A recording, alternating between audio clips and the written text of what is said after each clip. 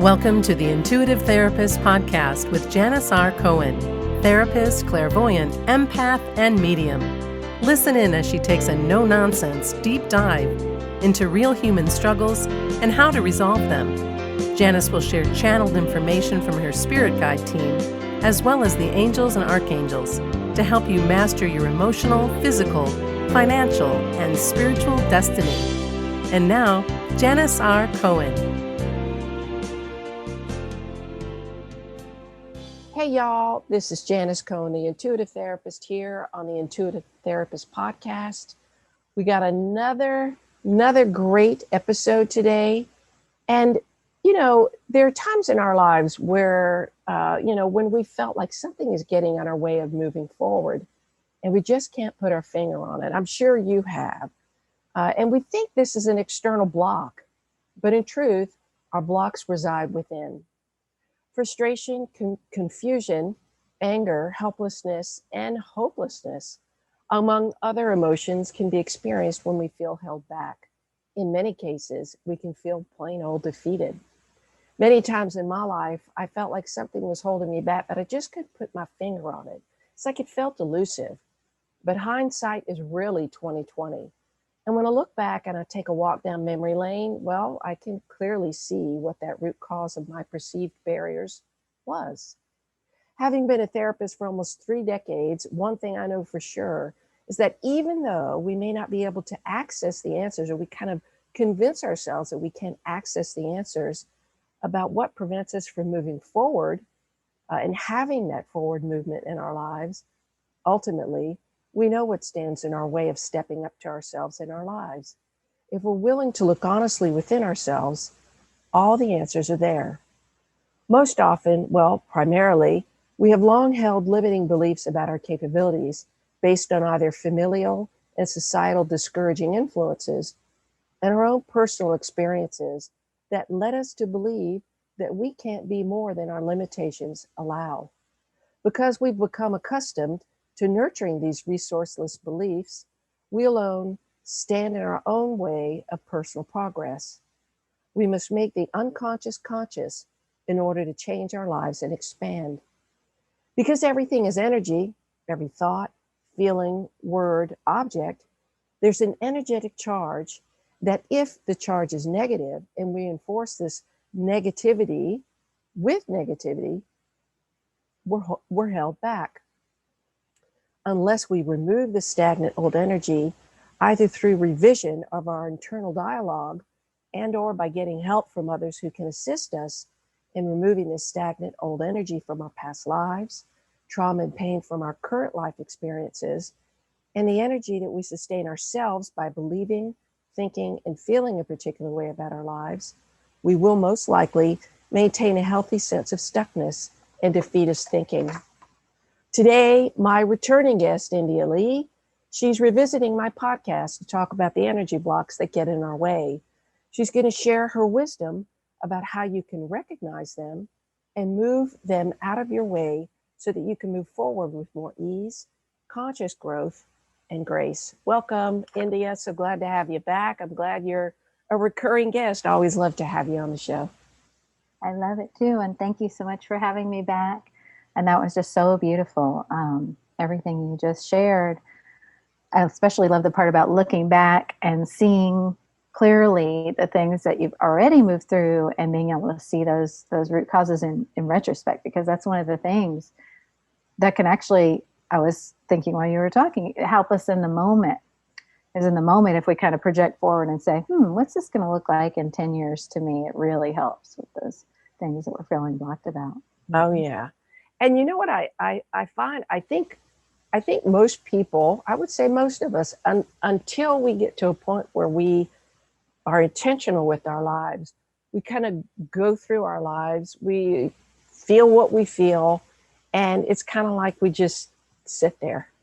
And we don't think about, gosh, what really is this? And how am I contributing to it? And what energy is connected to it? What am I contributing energetically to my stuckness? I really do believe that we have all the answers. And some of these answers they're kind of deeply seated. They're very, very deeply repressed.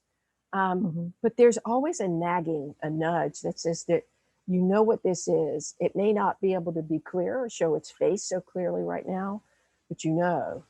So Yeah. when we first started to talk about this idea of energetic blocks and blocks, right?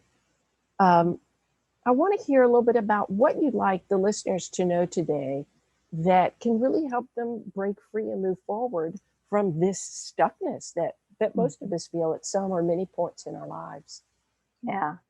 Well, the first thing I'd like to share is this image that Spirit gave me earlier today when I knew we were going to be talking about this, of how we all are kind of in a room of our reality. If you picture a room, and it's, it's the way your mind perceives your reality, and that makes this little room. And then there are these hidden doors in the room, and different experiences, different relationships, different challenges can reveal these hidden doors, and then we can see them. And then what happens is we go, oh no, it's locked, I can't get through, or I could open it, but what's going to be on the other side? And so there's all these different ways of looking at these doors. And then once we do open them, the door that is the block, and we open it up, then we are challenged to step through into that new space and go, well, what's this going to be like? My whole reality is going to change. I'm no longer going to be in the room I'm familiar with. So it really is more than just moving something out of your way. It is being prepared energetically, emotionally, and mentally to move through that door to the other side. Because every time we clear a block, it's almost like a little birth, and we're giving birth to another new version of ourselves. So, that block clearing, I know I'm using many metaphors here, but now we'll go into the birth metaphor. Yeah. So that block clearing can be, the pain of moving through the challenge. And then that's the birth. That birth is painful, but there's always this beautiful, life that comes through it. And the life is that new version of you with, new aspects of you that you were not familiar with before, or that you're rediscovering and thought were gone. New aspects of your life that you now get to explore. And that is really the purpose of this life, is for us to move through those doors, explore, and experience the challenges of, oh, where is the key? How does this open? Do I have the courage right now to move through it, to see what's on the other side of that door? So these blocks are not here to be, sometimes they can feel like punishment. Sometimes they can feel like, oh, I just can't do this. I'm not good enough. But no matter what the block is, it's not that. It is an opportunity to move through into more expansion, which can feel scary and painful. Especially depending on the circumstances you're coming from. Sure. And the things you've already gone through in this lifetime and other lifetimes, it can really feel challenging. Yeah. Perception is everything. And we have our filters through which we perceive, right? And they can be pretty messed up and distorted.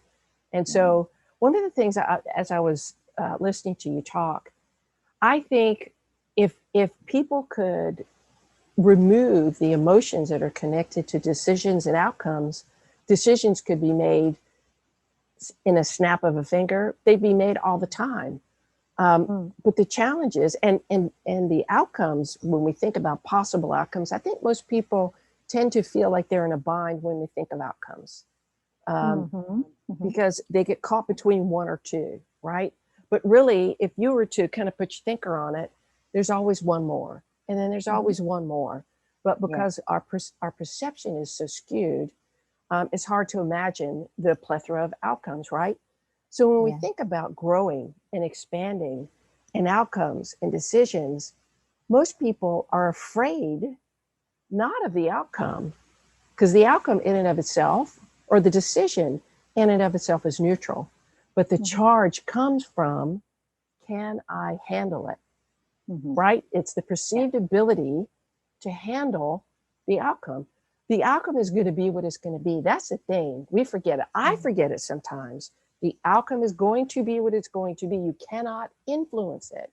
However, how you perceive it, how you receive it, the action you take will determine the level of pain or pleasure that you experience. The other thing that came to mind that you talked about was developing a sense of curiosity, right? Mm-hmm. So it's being in a mode of,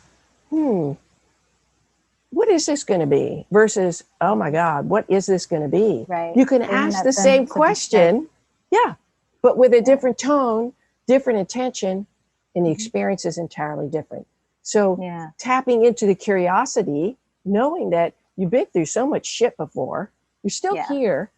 Are Yeah. you the highest functioning because of all that? Probably not. Maybe you are. Maybe you've grown here. Maybe you haven't grown there. But curiosity shifts everything. It's like reading your own novel of yourself and going, Yeah, I wonder what's going to happen next year. And that. also, reading it and knowing that you've already written it. It's like, oh, I wonder what I wrote here. I wonder what I wrote. Wonder what I wrote about what I need to move into next, or what if you look at it differently, what God wrote about what I need to move into next. Right. Just whatever. Now, this is really cool. I love what you said about the real charge being in the can we handle it. And there's such an interesting thing that Spirit shows about why we worry about that. And it's because, okay, so we know, just like you said, once we get to wherever we are going in that particular challenge, we always handle it. And that's because we end up moving into our hearts. We end up feeling what we need to feel. So that's why, okay, let's take the birth example. Birth can be as scary and hairy as you can imagine. But when you get to that part where you're holding the baby, your heart is connected, you're there, and that answer is there. And in that moment, wow, we can literally handle anything. We just watched this happen. We just experienced this happen. There's nothing that heart can't handle. Same with, like, if you go through a breakup that's difficult and you are blocked in that. Well, then when you get to that place where you're like, well, that was the right thing for me, I have peace. You feel all that in your heart. Same with marriage. You just know in your heart. It's a Same with the knowing. job. Yeah. It's a knowing in the heart. It has nothing to do with the mind. Right. That fear of, can I handle it, is entirely in the mind. Only in the mind, because the heart doesn't worry about being able to handle anything. The heart is connected to the divine. So the heart's like, there's no limit. We can handle anything. Right. It's the thought about it that makes it go into the realm of, can I handle it? And then all the brain has to base that on is what it's experienced and seen before, how it feels it did about that. And remember, that's looking through the filter of judgment of the mind into the past. So it might look at a situation that was, quote, disastrous according to the mind, and forget that at the time you actually handled it beautifully. The mind can be amazing, like intense. The mind can be a very, very tough opponent and powerful. You and I have talked about that. And y'all, I've got my own readings from India, and really have felt like they've been helpful. And there are times where I get stuck in my mind and my fear. And on the one hand, I know very clearly, my soul knows, especially all the work that I've done, but the older I've gotten, in all honesty, the more I am aware of how capable I am to handle my life. And yet the ego part of me, the mind part, says, girl, you need to be scared. I don't know about this. I don't know that you don't you remember that thing we had to go through? Yeah. The mind is an untrustworthy narrator. But we believe it, like it is so convincing. And one of the things you talked about was heart versus mind. Yes. There are times where I think everybody knows when they are seated in their certainty, when they feel it in their belly and they know it, it's just clarity. And then it's like this ping pong thing we go through, right? We're in the mind. The mind is can be a very, very dominant bully, can be a very, very convincing strategist. And we're like, but hey, I have so many thoughts. This must be true. If I'm thinking it, it must be true. Right. And how do you help people? Because this is the work I do too, and I do it in my own life, but I help my clients too. It's like, how do you help people know that their mind, that what they're thinking isn't true? It's like this paradox. Like, wait a minute, I'm thinking this, it feels true, but it's not. well, here's what I'm being shown right now. And I know this is spirit because I have never been a Star Trek watcher. But you know, in Star Trek, when they have Mr. Spock, Yeah. and Mr. Spock is entirely in the realm of logic. He just cannot connect with the emotional side, or maybe at times he's able to catch a glimpse, but it's really just logic, logic, logic. Well, that's the mind. And so the mind literally doesn't understand feelings. That's why it gets overwhelmed by them. That's why it gets freaked out by them. That's why it takes emotional memories and tries to turn them into a story that is something else, a story of suffering, a story of, oh, this is what actually happened and it meant this about myself. It's basically like a computer trying to take data and trying to turn emotions and feelings into data. And then so it's saying, well, this is true, this is true. Well, it's true in the realm of the mind. It's true in kind of Mr. Spock world. But we are humans, you know, like Captain Kirk. So we have all the feelings and the heart and everything. So it's not necessarily that what the mind is saying is untruth in the factual form. But what it is that it's not the whole truth. Because the whole truth involves all that information that only the heart can hold. And they often show this to me, the way I do explain it to clients, or the way Spirit relays it to clients, is when you have a computer, you have that hard drive. It is closed. You buy the computer, you put we used to put discs in or whatever. You've got what came with the computer. Back in the day. Yeah. You got this software you run on it. Yep. You got whatever's loaded on that computer. That's what's in there. That's the mind. So whatever's loaded into your mind, you've got this experience from way back when, you've got all this stuff your parents gave you. It's all loaded in there.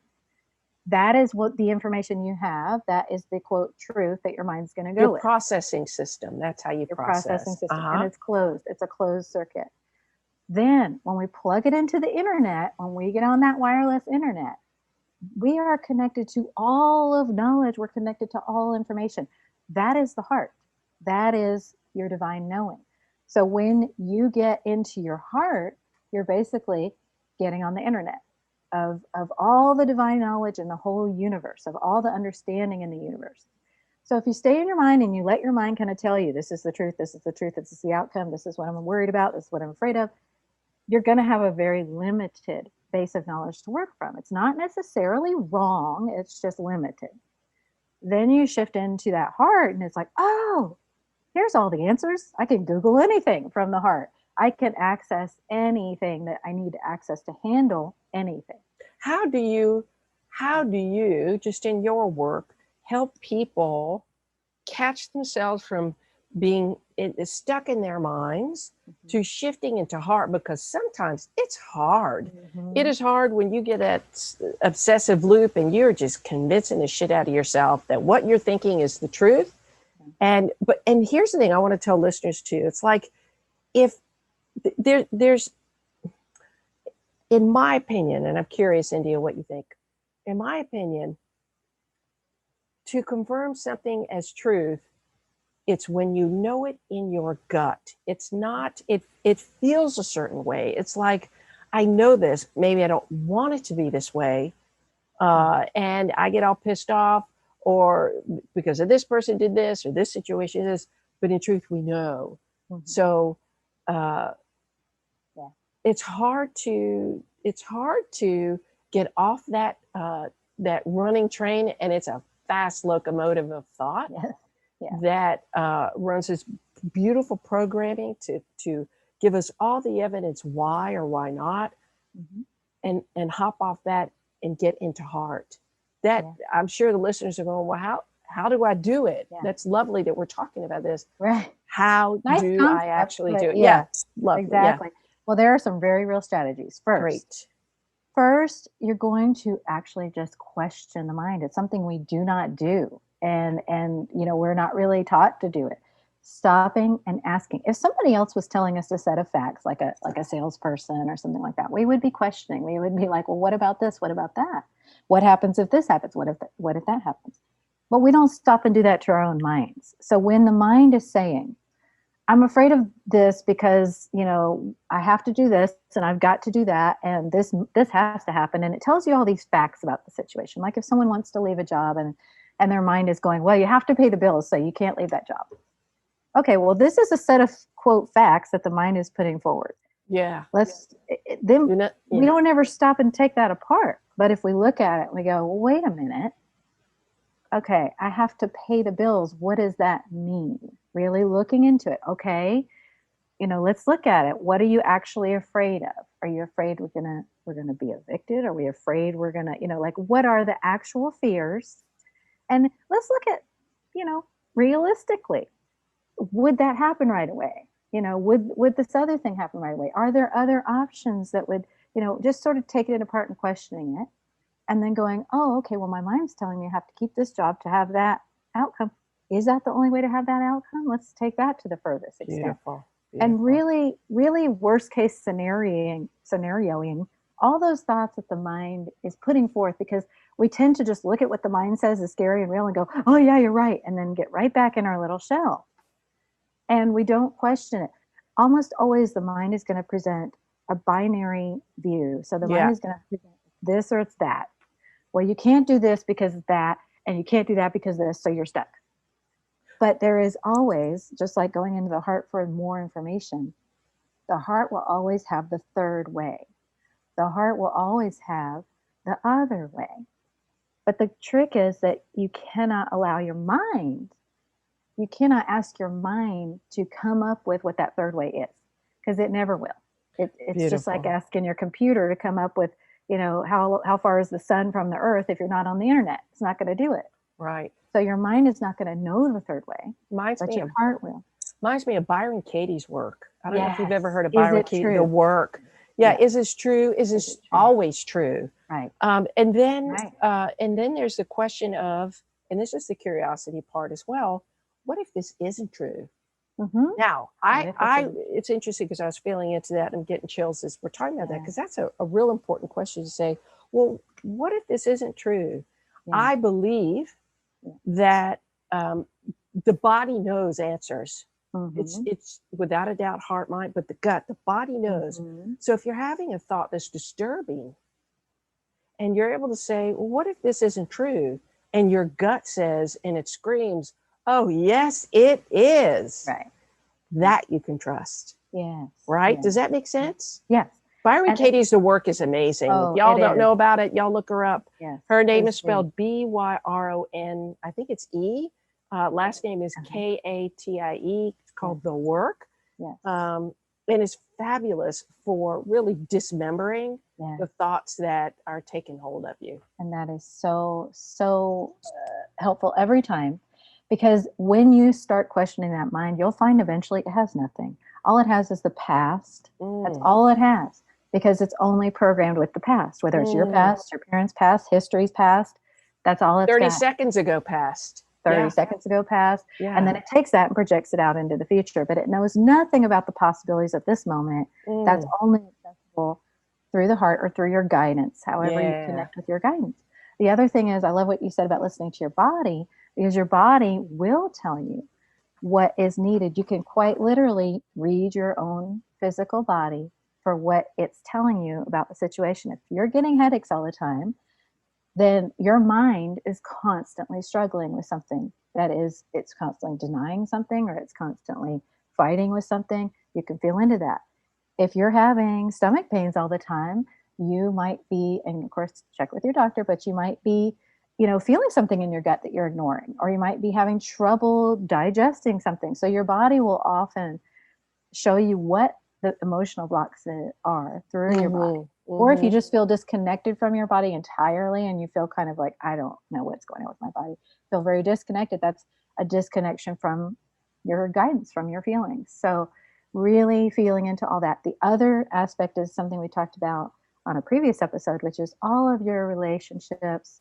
What are they showing me? Because they are going to continually bring you mirrors of any blocks that you have. And environment. How your outer life is a reflection of your inner landscape. Absolutely. For sure. If everything in your house has to be a certain way, and it's just like, then that's reflecting to you some rigidity that's important to feel into. What if it's not like this? What is the feeling I feel if it's not like this? Why do I feel that feeling? And fear, loss of control. That's huge. You talk about projection, and that's a big thing. And I'm actually I have a podcast episode in the coming weeks about projection. So I'm going to be going in all deep with that because it's a fabulous and fascinating thing that we do.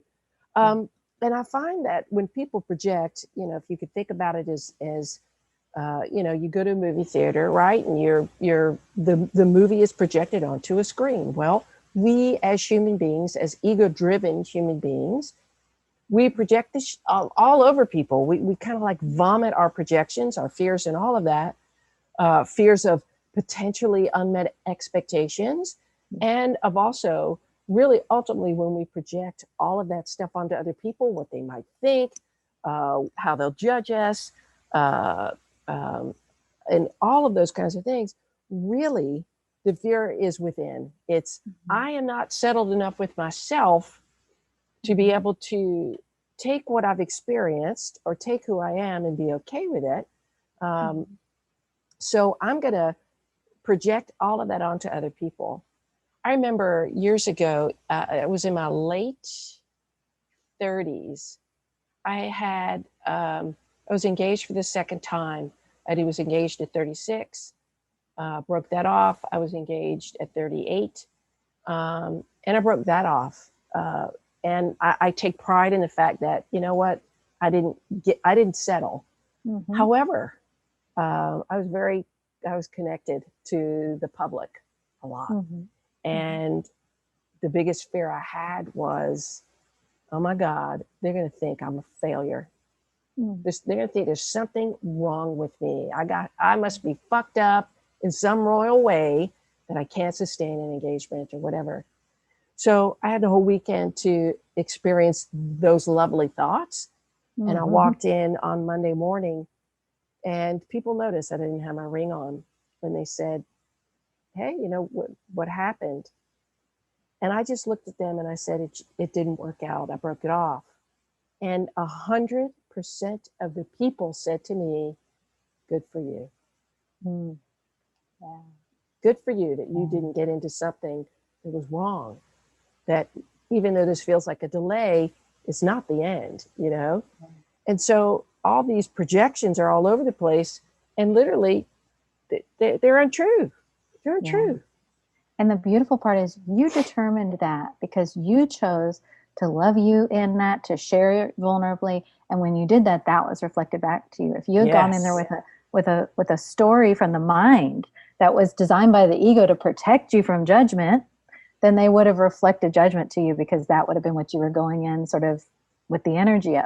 Yeah. So, you determined that. So that vulnerability and that coming from the heart is really the solution to 100% of our problems because, and it's so difficult because that mind is the only thing that's in there just saying, no, there's a different way, there's a better way. And we're conditioned to keep that heart out of it, and just like Vulcan is on Mr. Spot's planet, we're conditioned to just don't go there.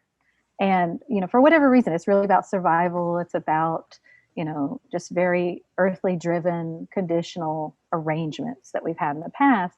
But we're now all being moved into a place where we're learning to speak that language of the heart, of guidance, of vulnerability. And we're learning how many solutions are there. And we're learning that any block is really just the mind's fear of what the feelings are going to be like, which is ridiculous because the mind is not in charge of the feelings. The mind is trying to micromanage something it doesn't even have anything to do with. So it's going, I don't want to have pain and da-da-da. Well, guess what, mind? You're not the one who's in charge of the pain. The heart is, and it can handle all the pain. But the mind is coming in and trying to do the heart's job, and that's where we get into trouble. That's where we get into blocks. It's sort of like, okay, this is a beautiful image that Spirit's been bringing forth in readings, and it blows me away. So you picture if there was a little child who was just kind of out there in the world, and they had a big dog companion that was like a protective dog that's going everywhere with the child. And when the child feels scared about something, that big protective dog is going to be on alert and is going to do whatever that big dog thinks it needs to do to take care of the child. Meanwhile, the child's still back there feeling whatever they're feeling. doesn't really change what the child's feeling, but the dog's reacting. And let's say the child's feeling hurt about something, that dog is going to attack whatever is the dog is perceiving as the source of the hurt. But meanwhile, the child's still back there hurting. The dog's not really helping the child, but the dog's reacting to whatever the energy of what the child's feeling is. That dog is our ego and our mind. That dog doesn't know, that ego mind doesn't know how to handle or deal with the pain that the little child, that the heart is feeling. So it's just reacting. It's just going out there and reacting, just like a dog would. You know, when a dog feels your energy, you're maybe feeling mad at somebody, your dog's going to freak out. Oh, animals pick up on, yep. Or your cat or whatever. Yep. They're going to be like, what is happening? Because they feel that energy. That's the ego and the mind. It doesn't really understand what it's reacting to. That's why you can go crazy on somebody and snap and sort of feel bad about it later because you're like, oh, I really bit that person's head off. And it had nothing to do with them. That's because you were feeling something. That little inner child was feeling something. And the ego mind was just reacting, not knowing, not understanding the feeling, not knowing what the source of it was, just blah. And so when we get into those patterns of letting that dog handle everything, that's when our life starts feeling out of sync. And it's because we're letting that ego mind handle stuff that is completely out of its step. And it's on automatic pilot. It's interesting as you're talking about this. I think I love giving concrete examples about how people can deal with things and handle things. I tend to kind of be that way in some ways. So I'm like, just tell me what to do. Give me the steps. That's what I want to know.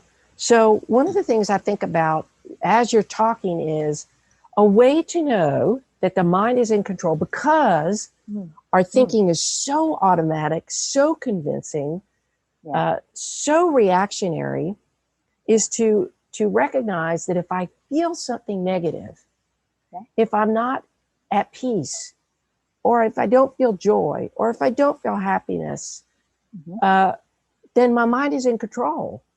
So therefore, what I need to do is I need to start to question what I'm thinking that is reinforcing this feeling that I have that I don't want.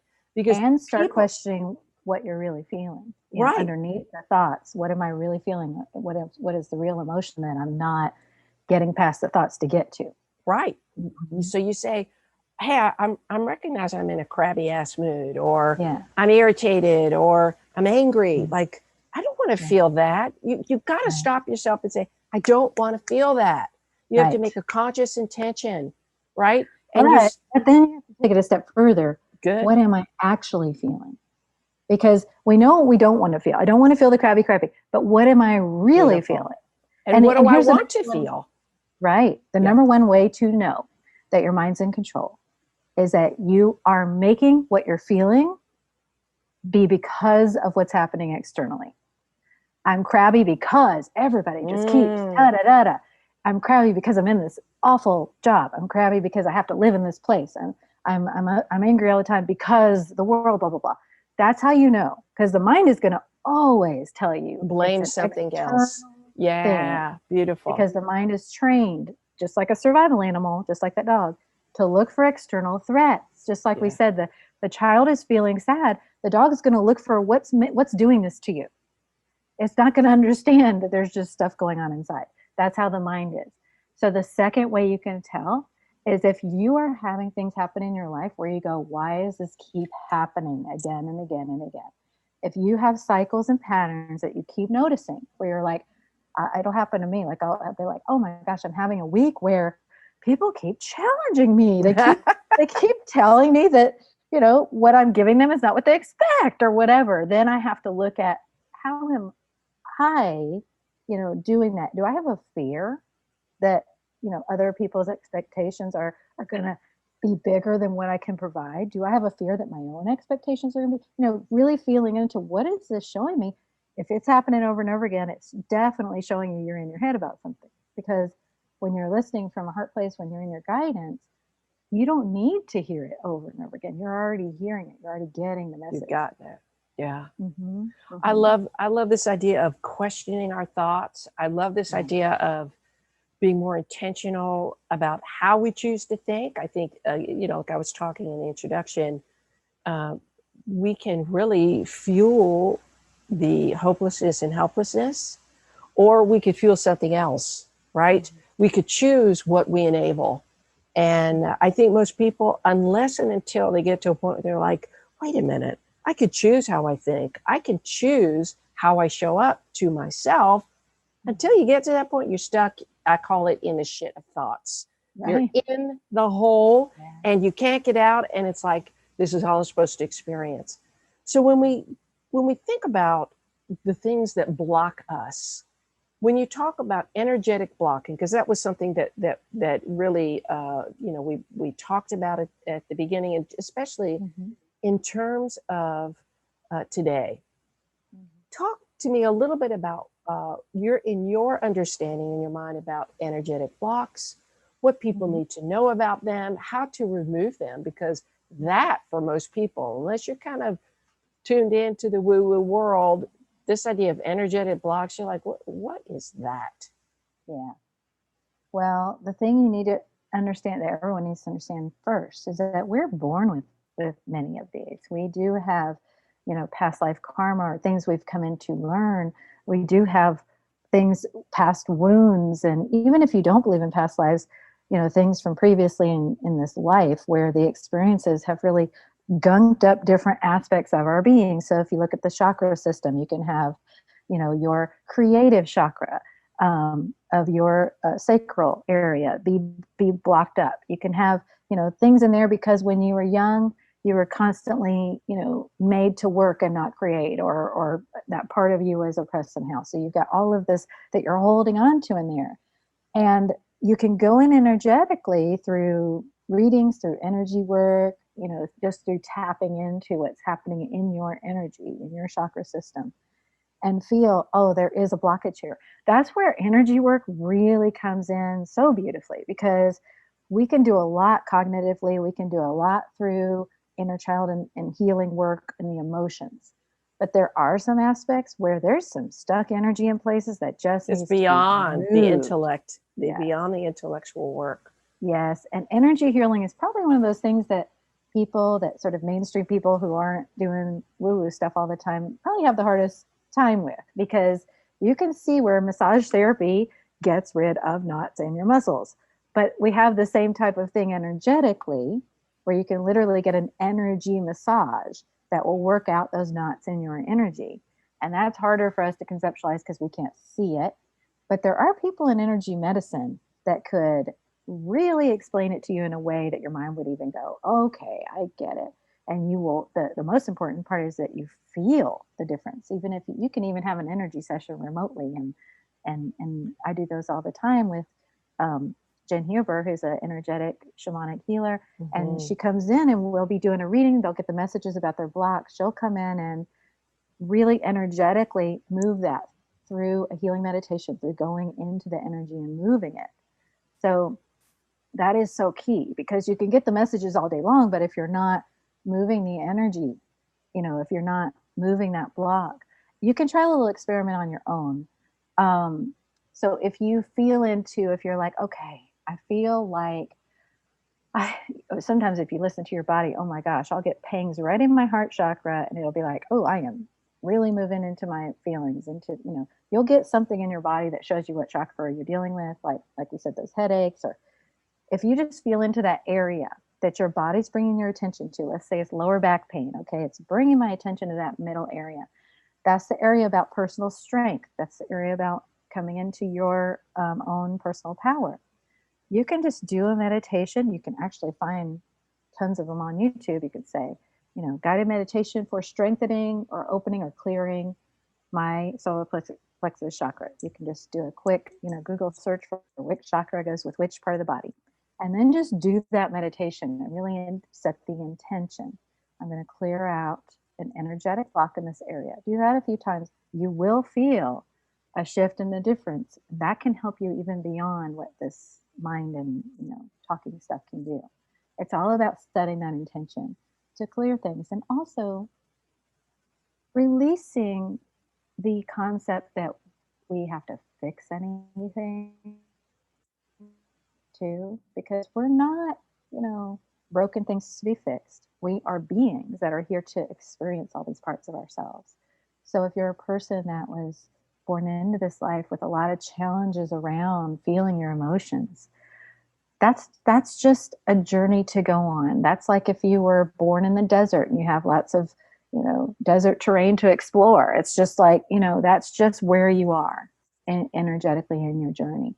So kind of like you said at the beginning, Janice, about enjoying or having curiosity about what is here for me to explore, what's in there, and looking at it less from that Western point of view of how do I fix it? What's the solution? Yeah. What's wrong here? Because Yeah. there is nothing wrong. Yeah. Yeah. So it's really being aware and Mhm. understanding that, look, the mind can be a beautiful thing, but it can be a really detrimental thing. And that again, everything is made up of energy. There's nothing, absolutely nothing that does not have an energetic charge. Even the smallest of molecules and atoms and subatomic particles, like everything vibrates. So, and I don't know if you've ever seen, um, there's this experiment of, I think it's water in a jar of sad tears, and then happy tears. The energy of that is different. Like it can really show up. So it's real. What you're talking about is real. So, my feeling is, and this is probably not the feeling of most people who kind of are stuck in their mind. I am somebody in terms of problem solving. I wonder if you are too.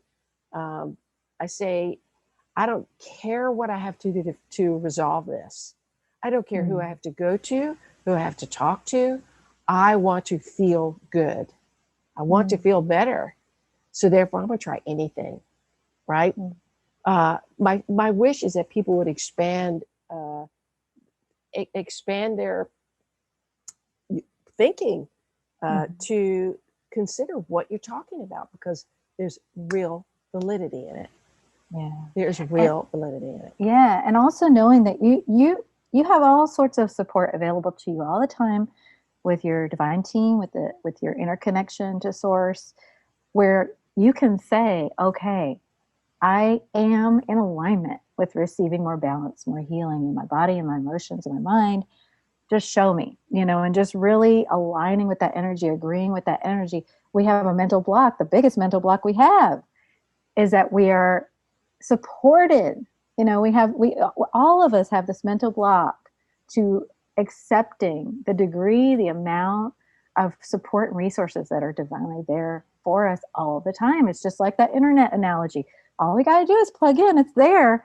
But it's like we have a mental block. We got to open up to be able to see it. That's the thing. Because people will say, oh, I pray to the angels, I pray to God, I do this, but I don't ever see anything. And it's like, well, shoot, sit back and watch. Right. Stop dismissing the little nudges and hunches and smaller things that really are part of the bigger picture. And I think dismissing it is showing the block. Dismissing it is showing that you don't really believe it, because you wouldn't dismiss it if you actually were in alignment with it. Yeah. So if you were to have a golden nugget or something that you really want the listeners to take from today, and then I want you to give them your contact information. What is the most important takeaway that you'd like the listeners to have? That every single person who's ever been created, who's ever lived, has these blocks, and we will be working with them and moving through them for our entire human lives. Because if we didn't have them, we'd just already be on the other side, and we'd be zipping around and we'd be like, yay, but we are here to experience them. We go through so much shame and so much, negative self-talk just because we have them, just like we do with our bodies. It's like, I shouldn't have this, I shouldn't have that. You have all the things you're intended to energetically, mentally, and physically. And all that you are asked to do is be open to exploring it and be open to allowing it to change and grow. There's nothing wrong with you, and you don't have, it's not just you. We all have these things. Everybody goes through. And I want to tag on to that, because I think what you said is beautiful.